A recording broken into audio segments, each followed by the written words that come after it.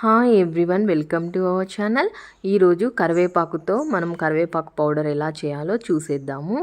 కరివేపాకుతో అలాగే కరివేపాకు పౌడర్తో చాలా అయితే హెల్త్ బెనిఫిట్స్ చాలా ఉన్నాయండి. ఒకటి, మనకి హెయిర్ గ్రోత్కి యూస్ అవుతుంది, అలాగే కంటి చూపు మెరుగుపరుస్తుంది. కాబట్టి ఈ పౌడర్ చేసి పెట్టుకున్నట్లయితే మనం 1 మంత్ కూడా ఈజీగా స్టోర్ చేసుకోవచ్చు. ఇడ్లీలోకి, దోశలోకి, అలాగే వేడివేడిగా అన్నంలో వేసుకొని తిన్నా చాలా సూపర్గా ఉంటుంది. చూడండి, ఇలా ఫ్రెష్ కరివేపాకు అయితే తీసుకొచ్చారు మా వారు. ఎక్కువ క్వాంటిటీ తీసుకొచ్చారు కాబట్టి ఇలా మనము కరివేపాకు పౌడర్ చేసేసుకొని ఒక 1 మంత్ వరకు ఈజీగా స్టోర్ చేసేసుకోవచ్చు. చూడండి, కరివేపాకుని ఇలా మంచిగా దువ్వుకుంటున్నాను. మా పాప కూడా నాకు ఇక్కడ హెల్ప్ చేస్తుంది. కరివేపాకుని ఇలా మనం అంతా దువ్వేసి పెట్టేసుకోవాలండి.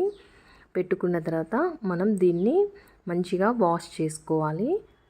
అంటే దాని మీద ఏమైనా దుమ్ము ధూళి కానీ ఏమైనా పురుగులు అట్లా ఉంటాయి కదా, అవంతా నీట్గా మనము ఇలా వేసేసుకొని అయితే కడిగేసుకొని ఇట్లా ఒక జాలి గిన్నెలోకి వేసుకోవాలి, వాటర్ అంతా డ్రైన్ అవ్వడానికి. ఇలా వేసుకున్న తర్వాత మనం ఒక క్లాత్ వేసేసుకొని ఫ్యాన్ కింద నీడలోనే మంచిగా ఆరబెట్టేసుకోవాలండి. ఇలా ఆరబెట్టుకున్న తర్వాత మనము కరివేపాకు పౌడర్ని చేసేసుకోవాలి. ఫీడింగ్ మదర్స్కి కూడా చాలా యూస్ఫుల్గా ఉంటుంది ఈ కరివేపాకు పౌడర్. ఎందుకంటే చాలామందికి ఫీడింగ్ ఇస్తున్న వాళ్ళకి ఏంటంటే హెయిర్ రాలిపోతూ ఉంటుంది. సో ఇలా అయితే కరివేపాకు పౌడర్ చేసుకొని మీ డైట్లో ఇంక్లూడ్ చేసుకున్నట్లయితే హెయిర్ ఫాల్ అనేది తగ్గుతుంది. అలాగే పిల్లలు మామూలుగా తినరు కాబట్టి మనము ఏంటంటే ఇలా పౌడర్ కూడా చేసేసి వాళ్ళకి ఇడ్లీలోకి కానీ దోశలోకి పెడితే చాలా టేస్టీగా ఉంటుంది. వాళ్ళు కూడా ఎంజాయ్ చేస్తూ తింటారు. మనం ఇలా పౌడర్ చేసేసి వాళ్ళకి పెట్టేటప్పుడు ఒక 2 ముద్దలు కలిపేసి తినిపించినా సరిపోతుందండి డైలీ. చూడండి, ఇక్కడ కరివేపాకు మనకి పౌడర్కి కావాల్సినవి ఒక చిన్న కప్పు మినపప్పు, ఒక చిన్న కప్పు శనగపప్పు, అలాగే ఒక 1/2 కప్ ధనియాలు, కొద్దిగా జీలకర్ర, అలాగే చింతపండు అండి, ఎండుమిర్చి. ఇప్పుడు చూడండి, ఇక్కడ ఆయిల్ తీసుకున్నాను కదా, కరివేపాకు ఎక్కువగా ఉంది కాబట్టి నేను ఒక 2 స్పూన్స్ ఆయిల్ అయితే తీసుకున్నాను. ఆయిల్ వేడైన తర్వాత జీలకర్ర వేసుకోవాలి. జీలకర్ర అనేది మనకి మొత్తం బ్లాక్ కానవసరం లేదండి. వెంటనే మన పప్పులన్నీ వేసేసుకోవాలి. మినపప్పు, శనగపప్పు, అలాగే ధనియాలు.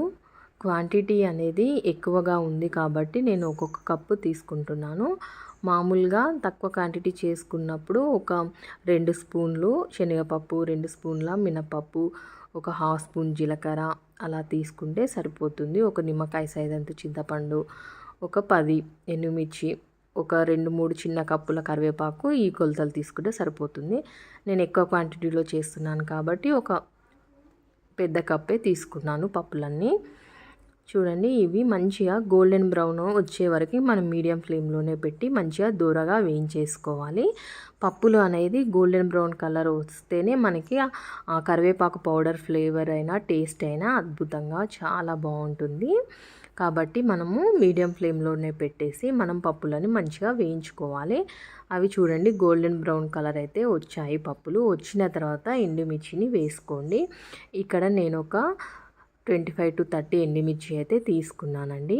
ఇవి కూడా మంచిగా ఆయిల్లో ఫ్రై కావాలి, కలర్ చేంజ్ కావాలి. ఇలా ఎండుమిర్చి కలర్ చేంజ్ అయిన తర్వాత ఇవి తీసి పక్కన పెట్టేసుకొని ఇందులోనే మనము కరివేపాకును కూడా ఫ్రై చేసుకోవాలి. ఇవాళ రేపు పిల్లలందరూ ఫోన్లు చూడడం, టీవీలు చూడడం ఇదే ఎక్కువ అవుతుంది. కళ్ళు వాళ్ళకి ఎఫెక్ట్ అవుతాయి. చూడండి, ఇక్కడ కొద్దిగా ఇంగువ, అలాగే కొద్దిగా పసుపు కూడా యాడ్ చేసుకోండి. సో ఇలా కరివేపాకు పౌడర్ చేసి పెట్టి పిల్లలకి మనం డైలీ ఒక 2 ముద్దలన్నా తినిపించినట్లయితే వాళ్ళకి కంటి చూపుకి హెల్ప్ఫుల్గా ఉంటుందండి. అది ఇంప్రూవ్ అవుతుంది.